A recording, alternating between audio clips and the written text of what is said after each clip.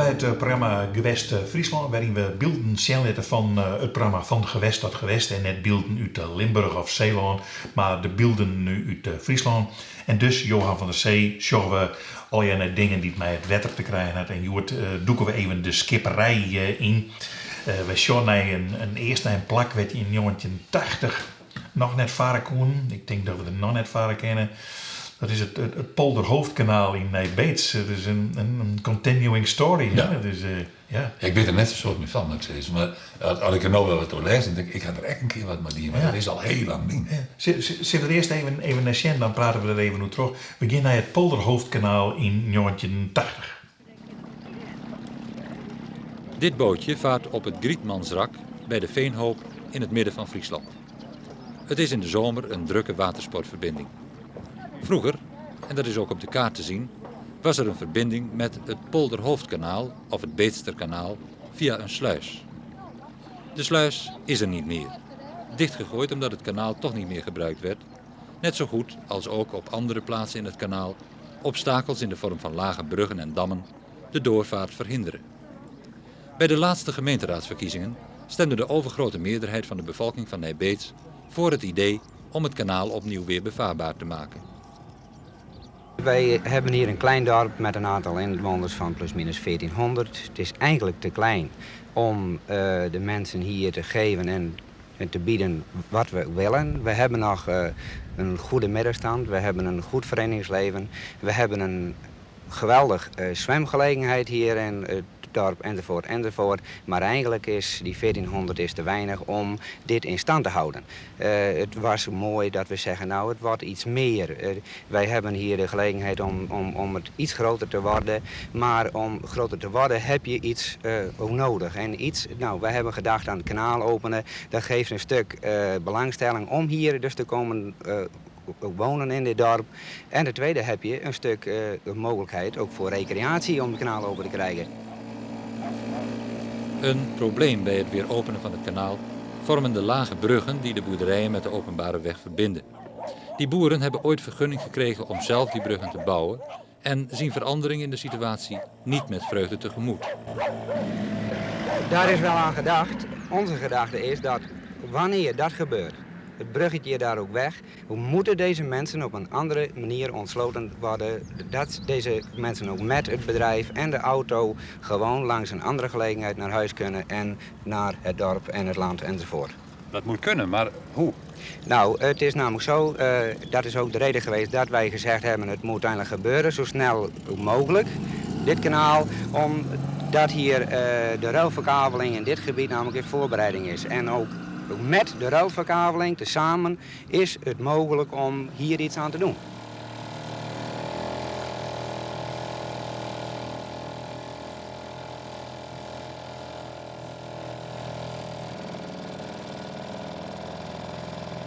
Het gaat er niet alleen om allerlei bruggen weg te halen en dammen weer open te graven.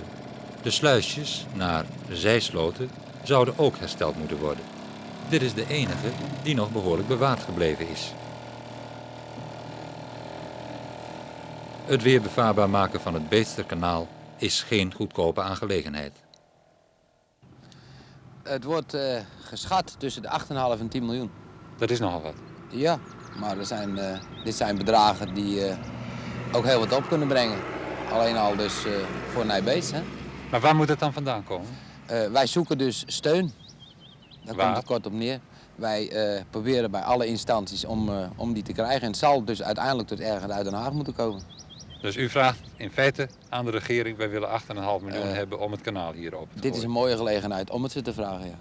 En denkt u dat ze meteen komen? Ach, toen minister Andriessen nog minister van Financiën was, toen wilde hij graag dat de mensen hun vakantie in eigen land door gingen brengen. Nou, hier ligt 7,2 kilometer vaarwater, dus ik zou zeggen, laat ze maar komen.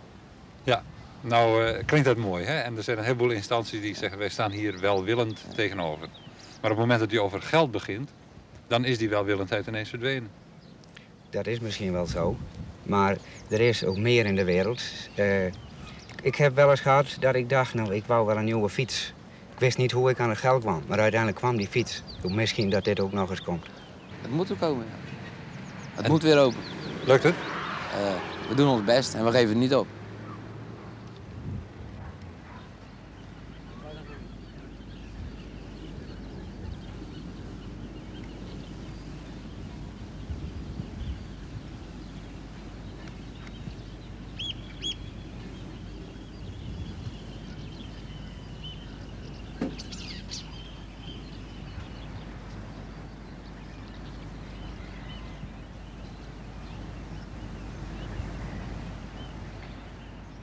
De mensen in Nijbeets vertellen daarover, Hoekstra, Lafleur, staan bij de Bregen, Dopraast en mij.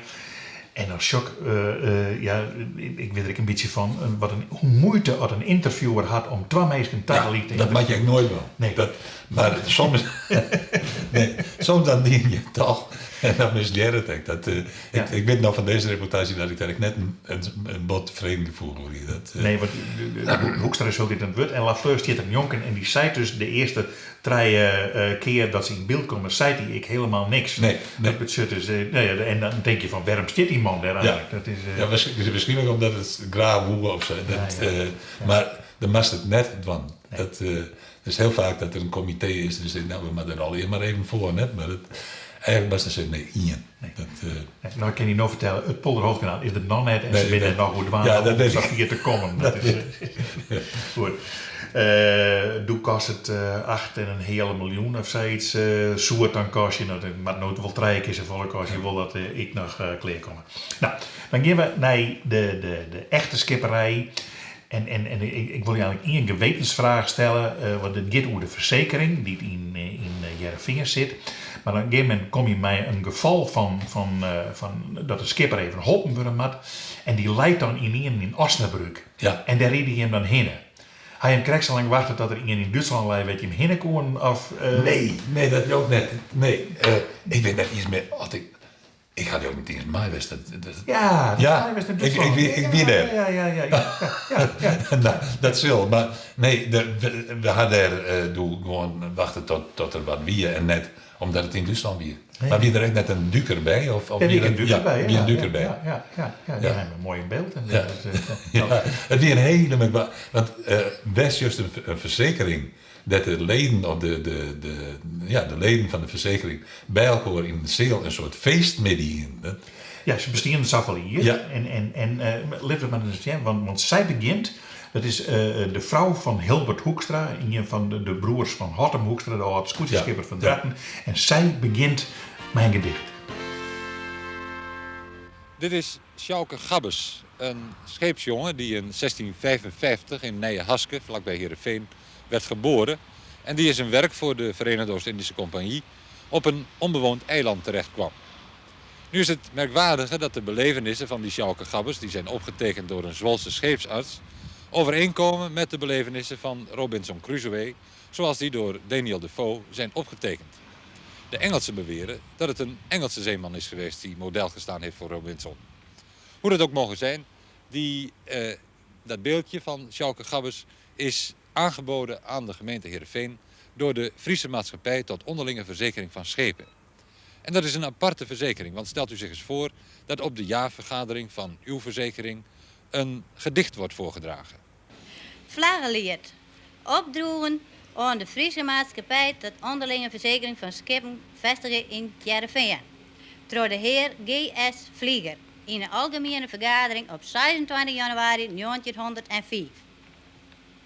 Daar hing het uw vlaggen, sacrees en sacquier, met de tekens van vriendschap en trouw. Die vlaggen, daar ben ik zeker grootschap, dat is weer, bij het zien van dat reed, wit en blauw.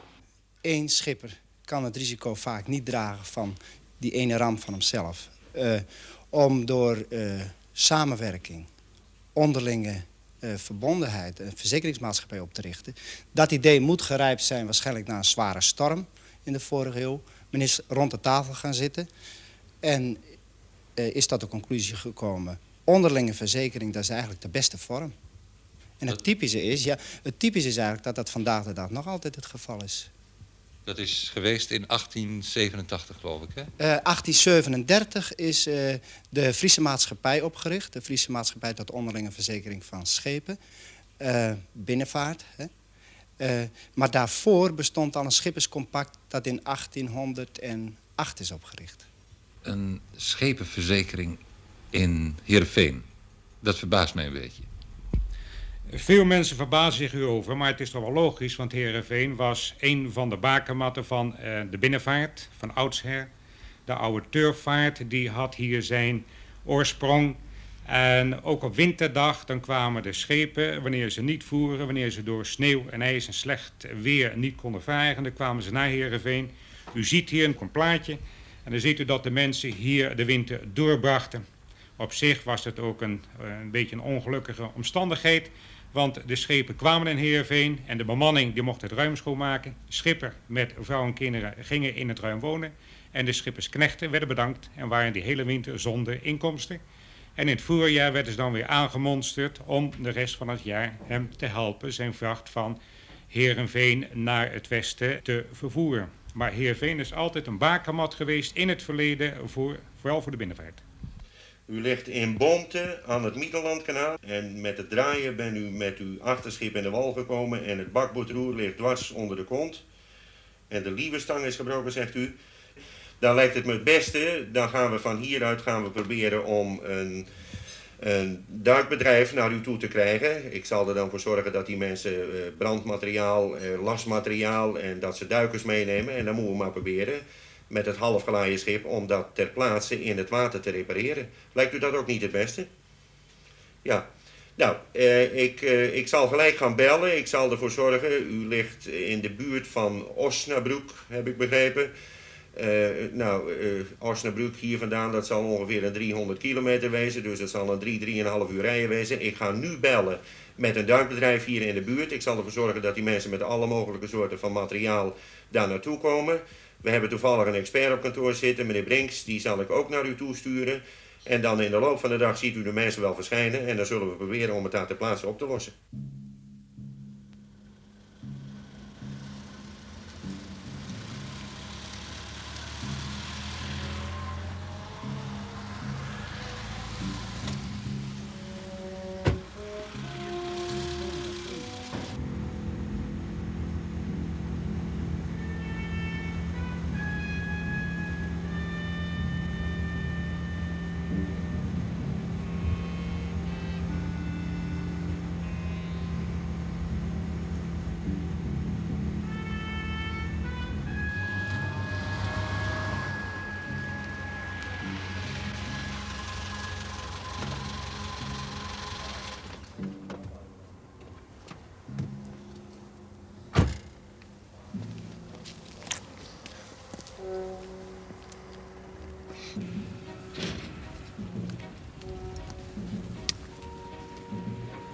Rustig aan, hè, rustig aan.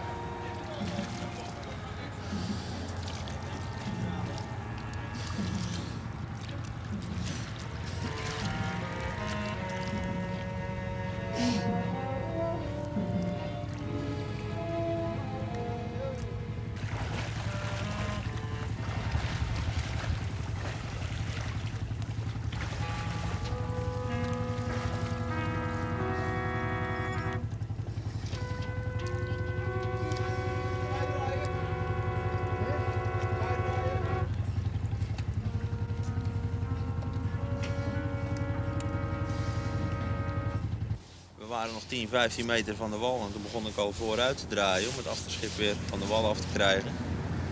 En hoe harder dat ik draaide, hoe harder dat die bij kwam eigenlijk. Door de zuiging van het schroefwater. En toen kwamen we zo met het bakboordroer hier in de wal terecht. Met het gevolg dat die stuurstang krom was. Stuurstang krom. De stuurstang is nou in elk geval weer recht. Nou, de mensen waren er ontzettend vlug en het is allemaal vlug verlopen in ieder geval. Ja. Naam is Sjara. Ja. En hoeveel ton is hij? 1094 en 533 kilo. En de lengte? 79, 97. Breedte? 8,20 meter. Diepgang? 2,52 meter. Bouwjaar? 1957. De motor? Dat is een MHK. Bouwjaar? Ook 57. 6 of 8 cilinders? 6 cilinder. Hoeveel pk? 560 toerental? bij 370 omwentelingen. De draad die door de geschiedenis van de Friese maatschappij tot onderlinge verzekering van schepen loopt, die loopt eigenlijk door de hele binnenscheepvaart en omgekeerd. We zijn begonnen natuurlijk in 1937 met houten schepen. Geleidelijk aan in diezelfde jaren ongeveer kwam de stoomvaart op. In de 80e jaren van de vorige eeuw het echte ijzeren schip. Het hout verdween met die hele stille evolutie, die stille sanering eigenlijk van het houten schip. Ging later ook de zeilvaart weg. Nooit helemaal, nu nog niet, merkwaardigerwijs. Maar inderdaad, de ontwikkelingen die uit die maatschappij zijn op te diepen, die zien we door de hele binnenvaart lopen inderdaad. Er zijn in Nederland 10 onderlinge schepenverzekeringsmaatschappijen. De Friese maatschappij is een van de grootste met bijna 900 deelgenoten. Totaal zijn zo'n 7000 binnenschepen onderling verzekerd.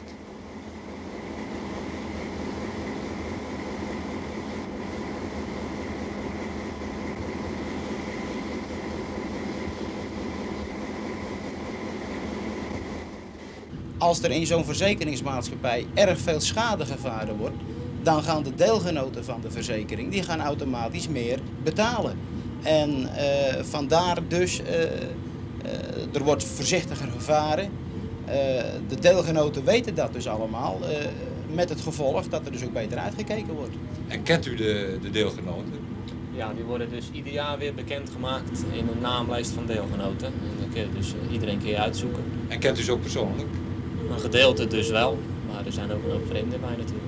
Kun je een beetje zeggen dat het een grote familie is? Ja, dat is namelijk zo. Wij hebben natuurlijk in Heerenveen, heeft de Friese maatschappij tot onderlinge verzekering van schepen, ieder jaar natuurlijk zijn algemene jaarvergadering. En wat wij dus nu ontdekt hebben dit jaar is dat onze vergaderingen worden gemiddeld bezocht door ongeveer 100 deelgenoten. Maar dit jaar zijn er dus ongeveer een kleine 300 geweest. En het is natuurlijk voor ons bijzonder plezierig als al die deelgenoten bij elkaar komen. Want dan krijgen ze ook wat meer begrip voor elkaar, dat is natuurlijk duidelijk. Dames en heren, ik open bij met deze hamerslag de officiële vergadering, onze jubileumvergadering in het kader van het 140-jarig bestaan van de Friese maatschappij tot onderlinge verzekering van schepen. Het is een buitengewone vergadering, alhoewel die benaming niet geheel juist is. Hij is buitengewoon omdat, zoals ik u ook vanmorgen reeds gezegd heb bij de begroeting, er vandaag de dames aanwezig zijn en in het 140-jarig bestaan der maatschappij nog nimmer dames bij de vergadering aanwezig geweest zijn. De algemene jaarvergadering is de laatste instantie bij de maatschappij. Zij kan haar goedkeuring geven of onthouden aan de hoogte van de premie. Die premie wordt aan het eind van het jaar omgeslagen naar de grootte van de schepen. Hoogtepunt van de jaarvergadering is iedere keer de rondvraag. Vrouwen zijn dit jaar meegekomen, voor ene keer mocht dat. En u hebt gezegd dat er zo weinig stukken gevallen zijn dit jaar. En nu hoop ik dat ik namens alle vrouwen hier in de zaal spreek, dat vrouwen van huis uit erg behoudend zijn, dus zeer voorzichtig. En dat het daarom komt dat de vrouw meevaart aan boord en als schippersknecht staat. Dus dat er minder ruige dingen gebeuren. Als de schipper ergens uit wil, bijvoorbeeld Amsterdam uit of het IJsselmeer op en het waait te hard, dan zegt de schippersvrouw, zet mij met kinderen aan de wal, gaat alleen dan maar verder en dan blijft hij wel liggen.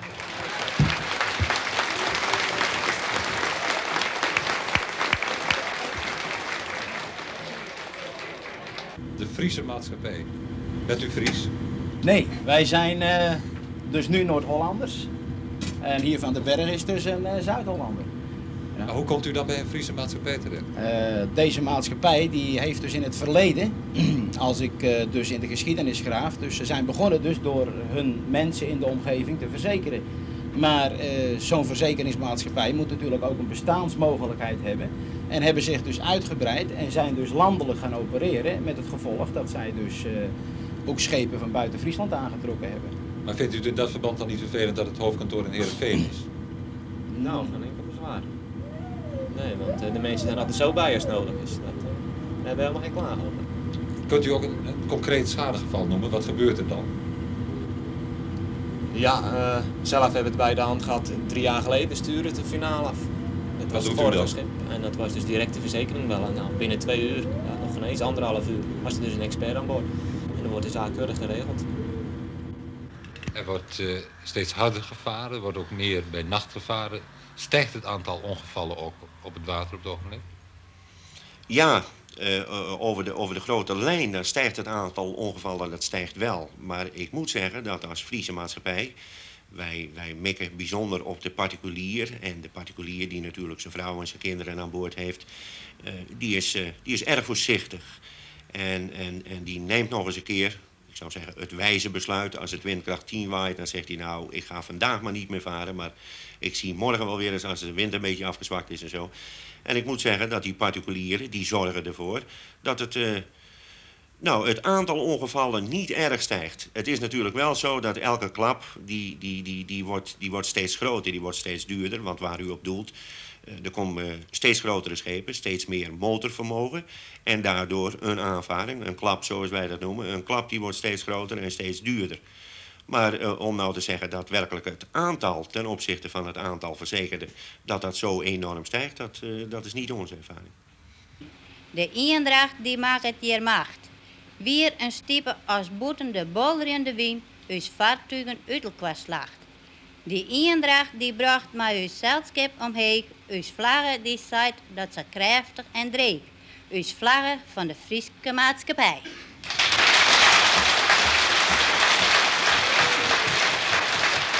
De verzekeringsmaatschappij voor de binnenscheepvaart in Heerenveen. Een heel groot bedrijf, een coöperatie eigenlijk.